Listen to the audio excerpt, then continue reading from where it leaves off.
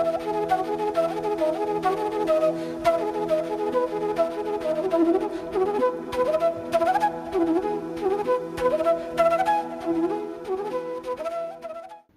afternoon. Welcome to EduSet Network.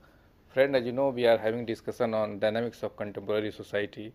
Last few lectures, we saw the different aspects of society, how dynamics has changed.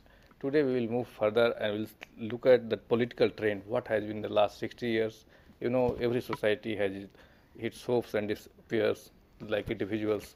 So they go through the different turn, and they also shape to the polity of the country, and polity have impact on the society. So how this interplay have been in the last 60 years, we'll try to understand, explore the different phenomena, and we'll also come to know what will be the future direction. And for discussion on this very topic, we have in the studio eminent social science thinker Dr. Anand Kumar, a renowned academician, and you all are aware of his views. You all watch every day on prime time on different channels. So I know he needs no more introduction.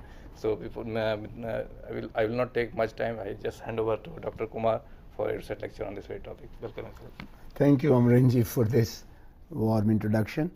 Today, let us have an opportunity to understand the changing shape and face of our polity and society, which are in continuous interaction with each other since independence, because we adopted a constitution committed to promoting parliamentary democracy as the ideal of our political system.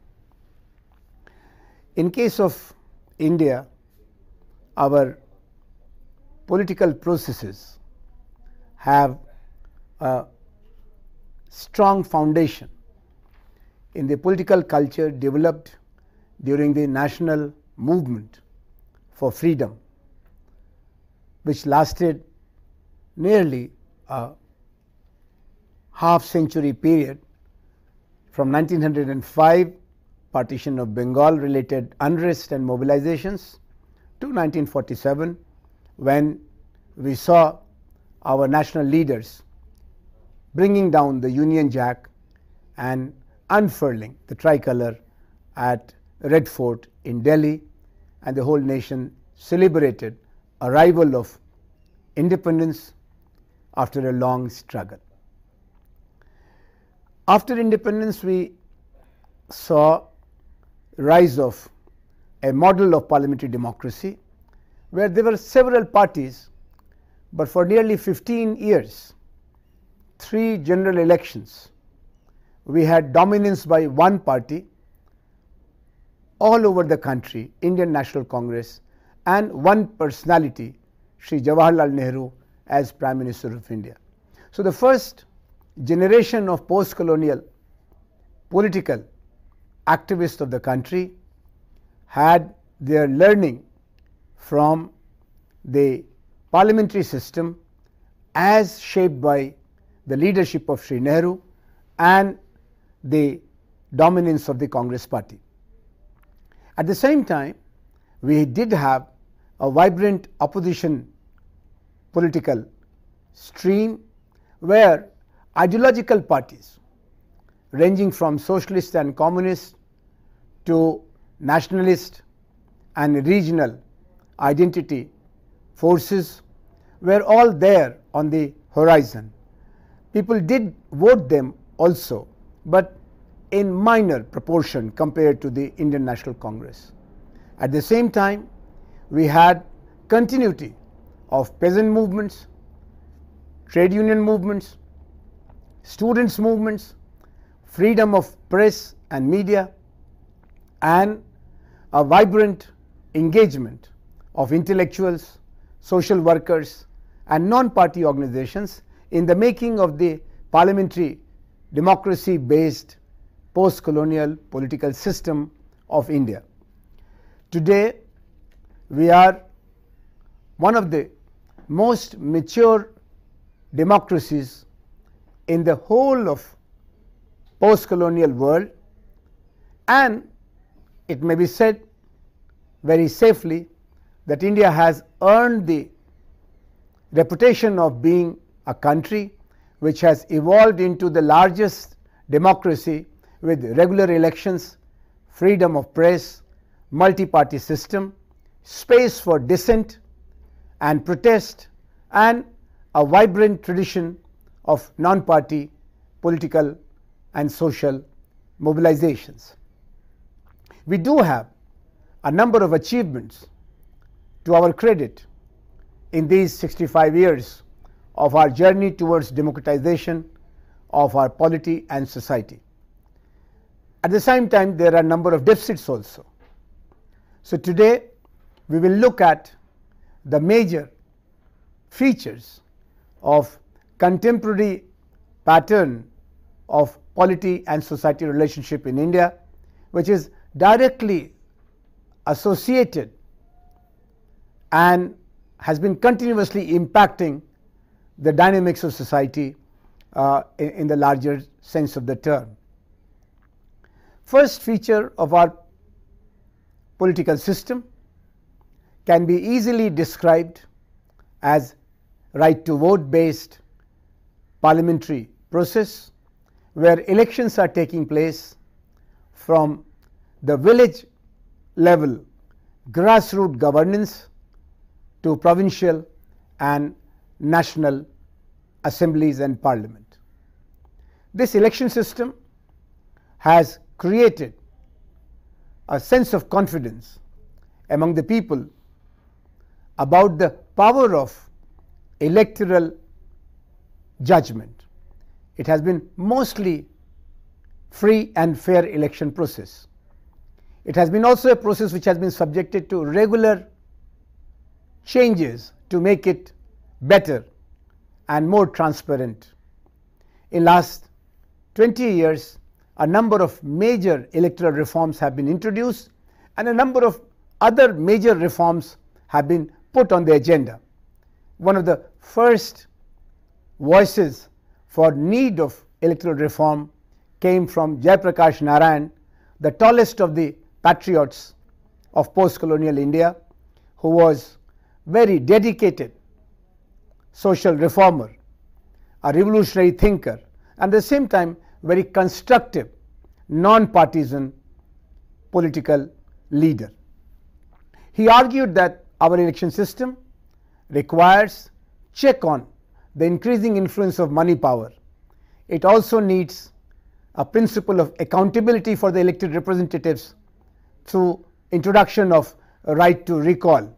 And furthermore, there is need to give centrality to the voters' expectations by adding the right to reject any given list of candidates if all candidates happen to be of doubtful integrity, non-acceptable background, and very problematic orientation.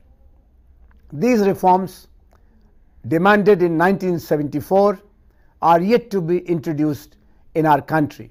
But there is a new wave of disenchantment with our electoral process, and therefore it is one of the zones of contestation and interrogation our election system.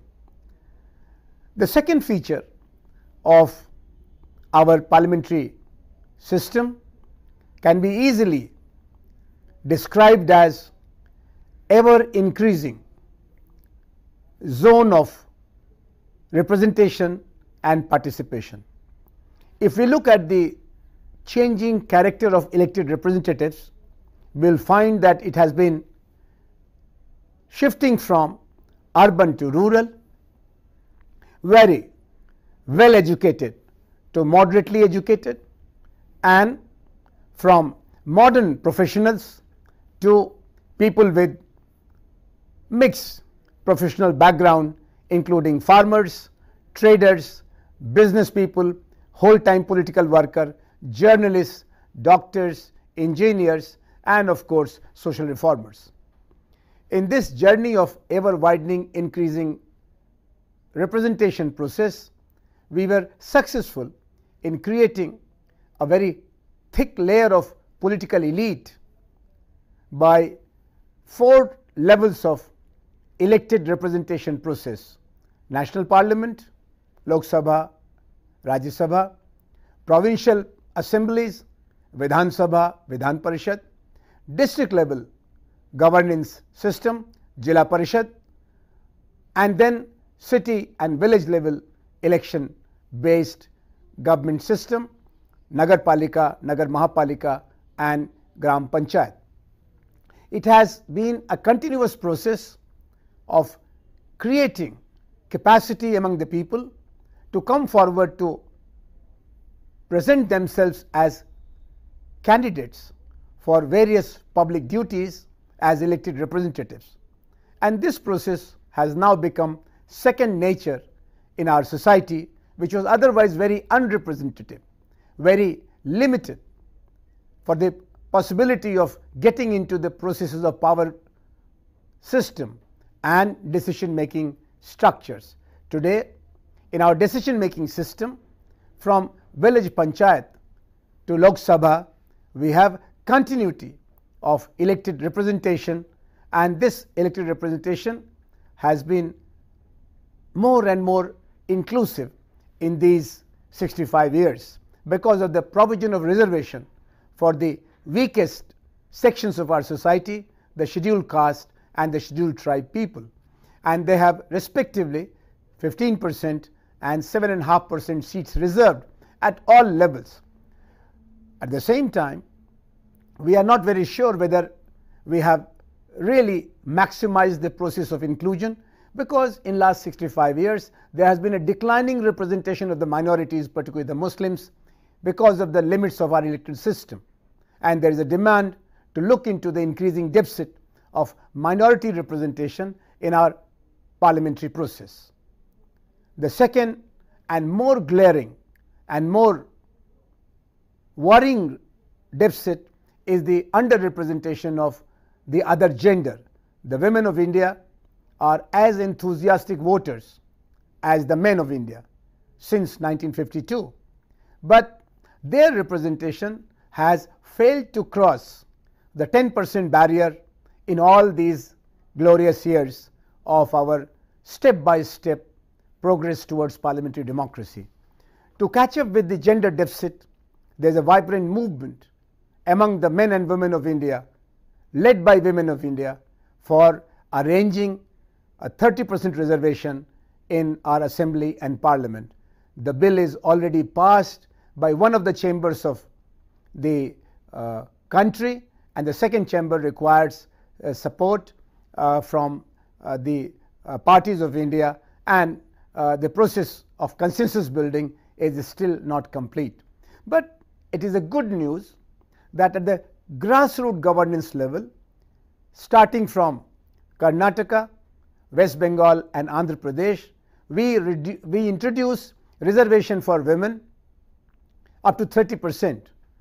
After 20 years of this experiment's success, we see a new chapter being added by government of Bihar, where 50% seats of Gram Panchayat has been reserved for women, and within that there has been reservation within reservation for various categories of women according to their caste groupings.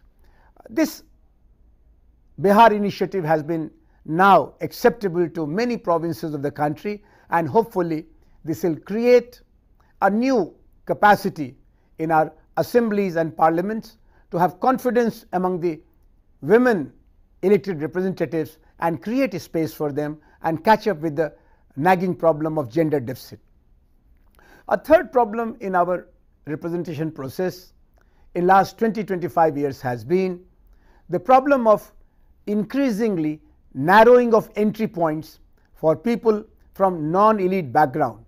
It is suggested that nearly 300 plus members of our Lok Sabha, the highest elected body of our country, are people with annual income of a crore or more, whereas 77% of the people of India have purchasing power of around 20 rupees per day, according to Professor Arjun Sen Gupta committee report.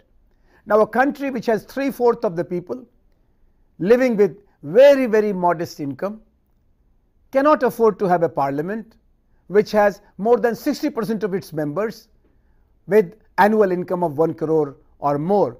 We need to have the diversity of our class composition reflected suitably in our parliament, assembly, Jila Parishad and Gram Panchayat. We do not know how to neutralize this problem, solve this problem, but at the same time it is good that the country, particularly the media and the political reform organizations, have taken serious note of it, and it is now on the agenda of the country to minimize the role of money power in our parliamentary system. It is also true that many elections are being influenced by crime politics nexus. This is another pathological aspect of our election system, where it is said that criminalization of politics and politicization of crime is hurting the health of our democracy. According to the Election Commission, in assemblies and parliament, a significant number of elected representatives are people with doubtful antecedents and active cases against them. To check it, a number of new initiatives are in the making, and it is hoped that Indian democracy will be able to overcome the rising wave of crime politics nexus, and at least our elected representatives will not be from those who are actually more of criminal activists rather than social activists. We see this process of election reform as a major trend in our country's political culture for last several years, and there is a growing support in the civil society, in the media and in the political community to make and keep our election system healthy. The other aspect of our political process is growing significance of civil society activism. It is not true that the whole political space is occupied by political parties and parliamentary institutions. There is a very large and growing sector of our community which is not associated with any political party, which is not much active in the election process, but as vigilant citizens, as concerned communities, they have promoted a string of voluntary organizations and non-party movements in last 30 years or so, which got accelerated in the post-emergency years since 1977. And there are three dimensions of these civil society groups where we see a new layer in our political community of activism and activities. One issue is gender justice. Women cause, the problem of women's powerlessness, the need of putting women in decision-making system, the challenge of violence against women, the underrepresentation of women in our elected bodies and in our political community. These all put together have created a very vibrant women movement in the country, and most of it is having political support but not much of political affiliation. This is a very important addition. It's a great dividend of our democracy that women of India have taken the responsibility of finding their space and place in the power structure on their own terms, with focus on social justice, political justice and economic justice. The second layer of political activism beyond party politics and parliamentary contestations is of civil liberties movements. Till the emergency in India, we had the confidence that our political class, particularly the political parties in power, will never cross the Lakshman Rekha of violating civil liberties of the citizens of India in pursuit of power. But after 19 months of emergency, a new consciousness took grip of our minds and hearts, and we saw proliferation of civil liberties activists and civil liberty organizations on non-party lines. And this has become a very strong counterforce for our bureaucracy, police, army, political elite, and of course the government in general, where the violations of human rights are immediately protested, resisted, and of course we do see a very good impact of this presence of human rights movement in the country, particularly in the context of the minorities, the tribals, the weaker sections, the women, and individual citizens. The third source of this kind of new political activism beyond party politics and parliamentary processes is the increasing environmental awareness and the movements for protection of environment. Our rivers, forests, mountains, soil and air are getting subjected to pollution and irretrievable destructions because of in a way irresponsible industrialization by certain companies in certain parts of the country. And this has affected the 5 F's of the daily life of our people: fuel, fodder, fertilizer, fiber, and of course the need to have a healthy environment with a healthy soil, healthy water, a healthy quality of air. This movement has many landmarks. One of the highest achievement point was Chipko movement, which was there in the country in late 1960s and early 70s in the hills of Himalayas, and from there to Silent Valley movement in Kerala, and in between a sprinkling of great mobilizations ranging from Narmada Bachao Andolan to Tihri Bachao Andolan to now saving Ganga and Jamuna from pollution by the industrial and civic waste. This movement has attracted non-party support, youth of India, women of India, spiritual and cultural bodies of India, and of course the scientists and media of India. This layer of non-party, non-parliamentary political activism has proved to be catalytic agent for changing our understanding about the role of interference by us, the human beings, in the scheme of nature.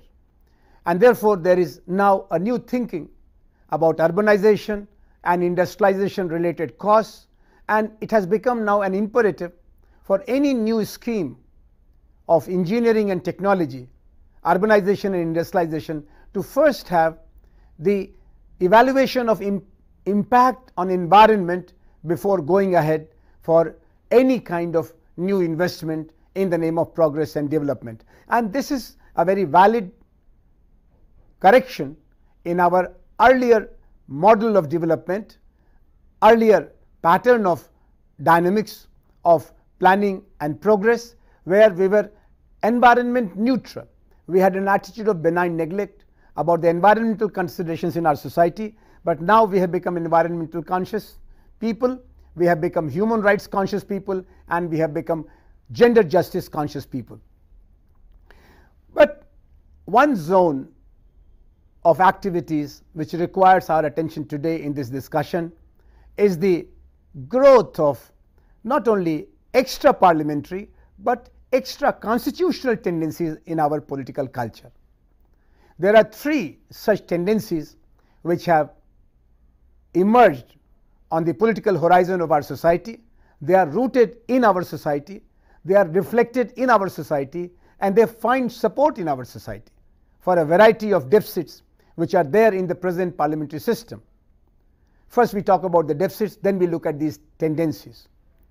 The deficits are development deficit, and we feel very unhappy when we compare the life setting in metro India with millions of lives which are being spent in deprived villages, small towns and large cities without basic necessities and essential security of life. Then there is governance deficit, which is the other side of corruption in bureaucracy and governance, and that makes us very unhappy. The third deficit, of course, is democracy deficit, where the election system, the party system, and the political decision-making system are being influenced by money power, muscle power, and sometimes media power. And then fourth, the most critical deficit is legitimacy deficit. If there is not much development, if there is not much democracy, and if there is not much governance, then it all results into legitimacy deficit for our newly created democratic state and the constitution. And this compounding of deficits has created disenchantment with democracy in certain regions and sections of the society. And we see three very unhealthy developments for our constitutional system and parliamentary democracy. They are terrorism, separatism, and extremism.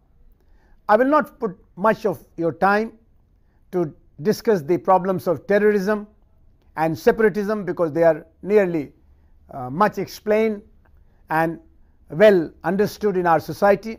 Those groups of people who want to present their perspective and challenge the system on the basis of terrorist violence are called terrorists, and this path is supposed to be path of terrorism, that you try to terrorize the society to bring them over to your side.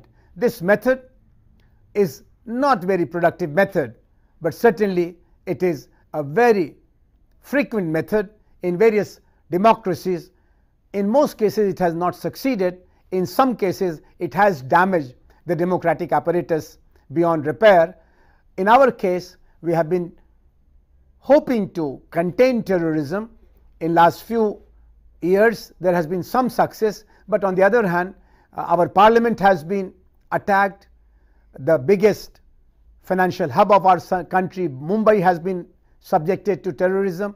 Many small and big towns have been subjected to terrorism, and there is a continuous watch and alert about this threat, which is always around the corner in times of our public ceremonies, mass activities, and public festivals.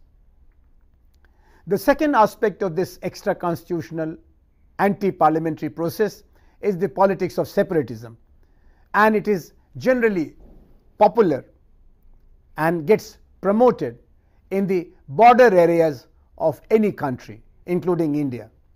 When you are located on the border of a country, you are always tempted by the others and sometimes by your own understanding for going for the politics of separatism.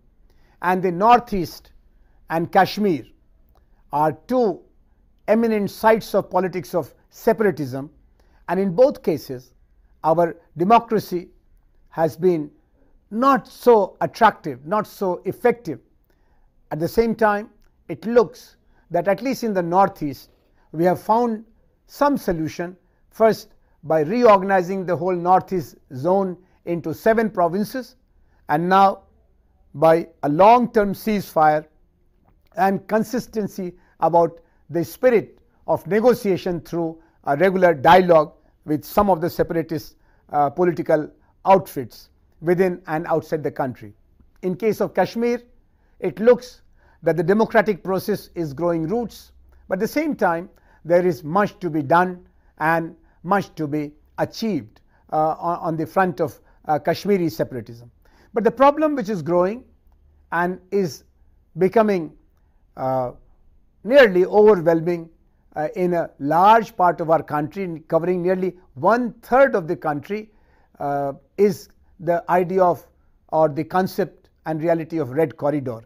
It is supposed to be a process of political alienation cultivated through armed forces around the ideology essentially attributed to the Chinese leader Mao Zedong, and therefore it is called Maoist forces. It is a corridor from southeast of India, starting from Andhra Pradesh and passing through Orissa, Chhattisgarh, Jharkhand, parts of Maharashtra, certain corner of Uttar Pradesh, much of Bihar, and gets connected to Nepal. In another way, we can say it's a strip of political forces stretching from Tirupati Nath in Andhra Pradesh to Pashupati Nath in Nepal. This Tirupati Nath to Pashupati Nath passage sometimes looks like unmanageable part of our country. It is deeply influenced by spirit of protest and alienation, because this is also the strip which has remained unattended by much of our development projects and programs. It is an area where there has been failure of governance, very unsubstantiated claims of progress are countered by very visible extremist activities. The district magistrates, member of legislative assemblies, senior bureaucrats, and often social workers are getting kidnapped. It shows that our system has not been effectively present in these areas. We also hear violence against police forces by underground groups which are claiming to be Maoists. There are a number of new initiatives to respond to the challenge of this extremist, anti-parliamentary, anti-constitutional trend. It is sad that much of this area is still being organized and controlled with law and order framework of policies. It's not only law and order problem, is what has been the conclusion of police and army officials. Again and again we have been saying that development is the biggest asset of democracy, and development is also greatest preventer of extremism. So unless we go on the path of development, only defensive violence and control of extremism through police and paramilitary forces is proving to be counterproductive. At this point of time, after 65 years of parliamentary democracy and regular elections and multi-party system, freedom of media, if we have nearly 1/3 of our districts getting influenced by extra-constitutional, extra-parliamentary forces, it is a sad commentary on the efficacy of our parliamentary processes. At the same time, it is also a testimony about the depth of unhappiness and unrest among those people who have not received much of what has been promised to them in the Constitution of India. It is said that unless we are in a mode of dialogue with people of our own country, no amount of repressive measures can ever allow good governance and healthy democracy.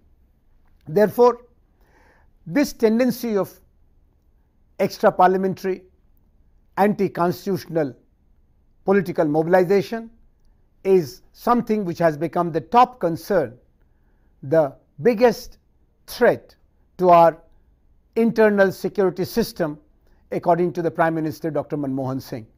They have new development programs parallel to new control mechanisms, special recruitment for police forces, special training for controlling armed hostilities. We are yet to have a decisive turn of the events. Both sides are claiming that they are making good progress. Extremists think that there are more people supporting them today than before, and the government thinks that there are less events of such activities than before. The mainstream political parties are having a very confused orientation about these challenges of terrorism, extremism, and separatism. It seems that it has become basically a bureaucratic challenge more than a political challenge. There is not much of effort by mainstream political parties for deepening their bonds with the people of India beyond the parliamentary and assembly election processes. And this makes our political parties responsible for growth of democracy and for increase of hope among the people of India who are otherwise feeling left out and discriminated or deprived of the dividends of democracy. So far, we looked at the attributes of our parliamentary system, the features of our political culture, and some of the problem areas where we have either deficit of representation or disenchantment with democracy. Now let us look at the emerging trends in terms of the new agenda before the political community of India. In last few years, there are mobilizations at various levels against a compound problem called corruption in our system. Anti-corruption movement has become new rallying point and a common cause in various parts of the country, which has no parallel in the memory of post-colonial India, except the movement led by Sri Jayaprakash Narayan in the period of 1974 and 75, a movement which began with anti-price rise anger of men and women, students and housemakers of Gujarat, and spread up to Bihar, where the students were very agitated about price rise, corruption, very bad education system and unemployment. The JP movement was controlled first by putting political opponents of Jayaprakash Narayan and supporters of the then government, and then they had to declare emergency for suspending our political rights, fundamental freedoms, and it took 19 months for the country to get back the derailed democracy to tracks and make it moving again. We committed in 1977 never to ignore people's protest and never to eliminate the discourse of democracy in order to make development or governance easy. Today, it looks that people have become more informed. There is much more media capacity to communicate with each other, and there is also less and less faith in the wisdom of our political class so far as the ordinary people are concerned. There is growing distance between the political discourses and the people's expectations. It is also true that we have gone through revolution of rising expectations in last generation, because India is supposed to be one of the leaders of globalization. If globalization is such a great story, why are we not gaining the advantages of globalization in our daily life? Why there is price rise? Why there is jobless growth? Why there is bad governance? Why there is need of connections and contacts to get your legitimate dues from the system, from the governance apparatus? This question of corruption is now getting interrogated in daily life, and the culture of silence about it is no more sustainable. There is growing reasoning, noise and resistance to the problem of corruption in our parliamentary system. We are asking for more accountability by our elected representatives. We are asking for more transparency in our decision making process.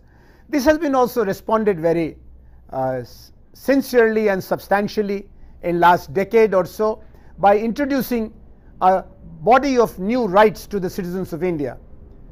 There are 4 new rights which are now part of Citizenship Charter. One is right to information, which was not to us available for our role as active citizens till this right was given because of the Officials Secrecy Act 1923. Today we are empowered with right to information, which is making a new chapter in the state-society relationship of our country. A second right which has been introduced in response to the problem of jobless growth and the problem of livelihood at the grassroots level is Mahatma Gandhi National Rural Employment Guarantee Act. It is at the moment touching the lives of the rural people. Hopefully there will be a parallel complementary urban employment guarantee act in near future, because nearly 1/3 of India now lives and works and looks for jobs in urban India and not in rural areas. The third act which has come into play is the right to education, which was waiting for approval of our political class for 65 years. It was there among the directive principles of our constitution, but now it is a very honorable act, as new right has been given to children of India, and which will have great potential for more informed citizenship and more active people of India, because they will be more educated, they will be more informed. A fourth right which has come our way in the wake of resistance and protest, voicing and concern among the forest-based communities of India is Forest Rights Act, where the village communities have been given the power, the primary control over forest-based economies, and now that may be an assurance against invasive global capitalist forces who have been looking at our mines and minerals, our forests and mountains with greed, and have been also in a way violating the expectations of the people by merciless exploitation in last couple of years in the name of globalization and liberalization. So to sum up, our social dynamics has been very substantially reflected in our political processes.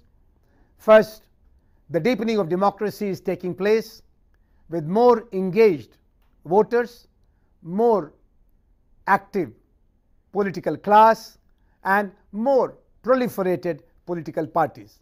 Regularity of elections and continuous churning of political elite is a very important development in last 65 years for us. At the same time, we have become a little more aware of our deficits in representation process about women and minorities, and new needs of reforms to make the process of vote and election more meaningful, more reflective of people's moods, and more secure from the polluting powers of money, mafia, and media. Then we took note of the tendencies which are growing beyond parliamentary process and against our constitutional system, the trend of terrorism, the tendency of separatism, and the politics of extremism. And then we saw that there are some responses which are there among the people in terms of active citizenship on questions of gender justice, human rights, particularly minority rights, and environmental protection. We also noticed that the political class is also not so insensitive, as it has come forward to have a meaningful engagement with those who are getting disenchanted with our democratic system, and are also pointing out the limits of our parliamentary processes by a package of 4 new rights to make citizens more central and more critical to the affairs of the democracy and society. I hope that this presentation has given you a good map with points of significance for further consideration and understanding. I am sure that you will find quite a bit of relevant material in the journals and periodicals of last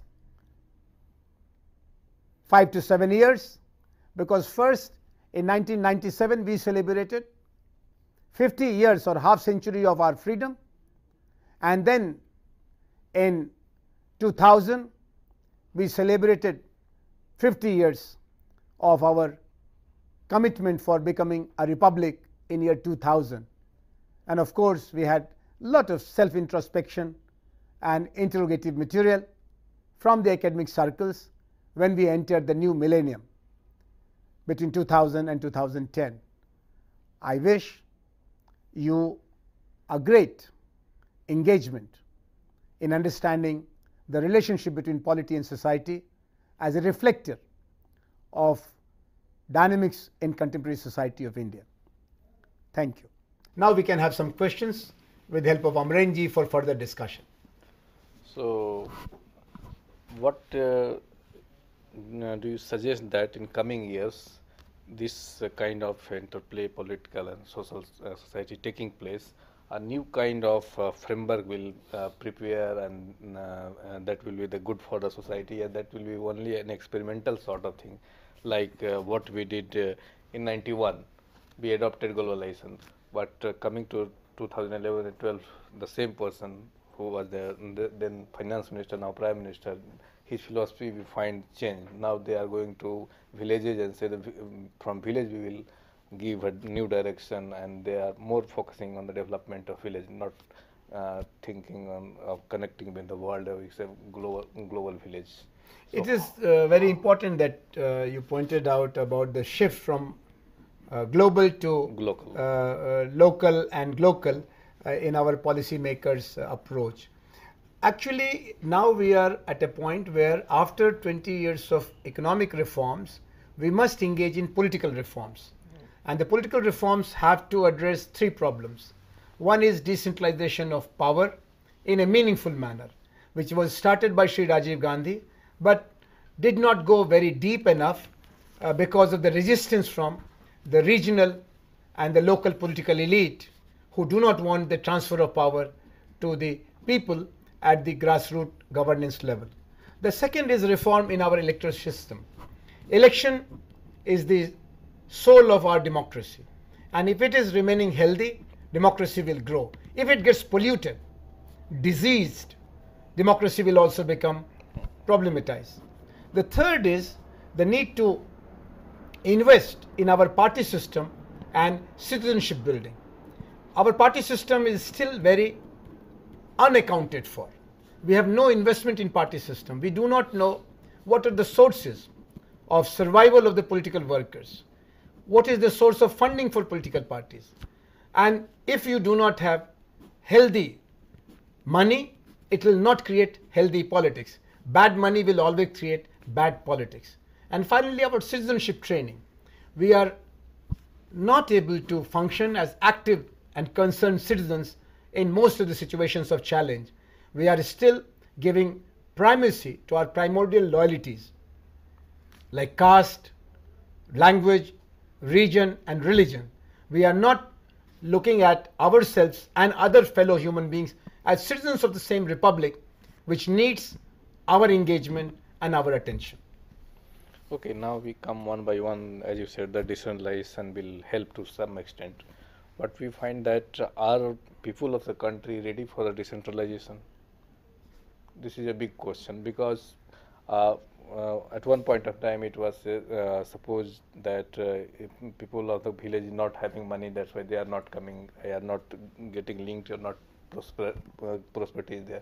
Now through the Manrega and other schemes we find that they have money, but the village economic system is now not in the going right direction. The output of agriculture production is less comparison to the past. When we go through the study of some of the villages, we find this kind of. You are very right. See, economy, polity and society create 3 points of a triangle for our political system.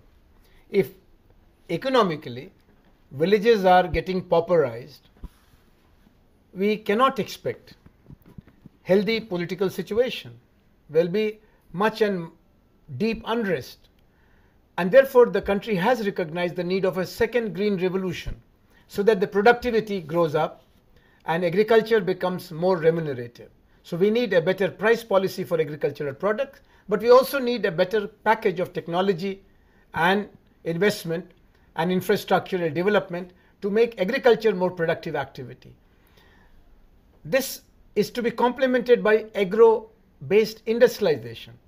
Value addition in agricultural products, right from food processing to horticultural activities, have to be there at the village level. It cannot be allowed to grow in cities, and that will create deepening of divide between the village and city India and Bharat. The second thing about our people's capacity to deal with power at decentralized level has to do with our political training, our political capacity building. There is no doubt that the present level of Panchayati Raj system is very unsatisfactory. We are told that instead of decentralization of power, it is promoting decentralization of corruption. We must recognize the limitations and we must improve. Percentage of commission has widened. Yes, we must improve our people's perception and must let them have a sensitivity. A consciousness building campaign is needed from all political classes. So all people attack the political classes, but when it comes to intervention of academia, we find that something is imposed or something is initiated, then research or study goes on. Why not a study is done before starting anything? No, it is also true that our academic establishments are living in a little more isolation than necessary or desirable.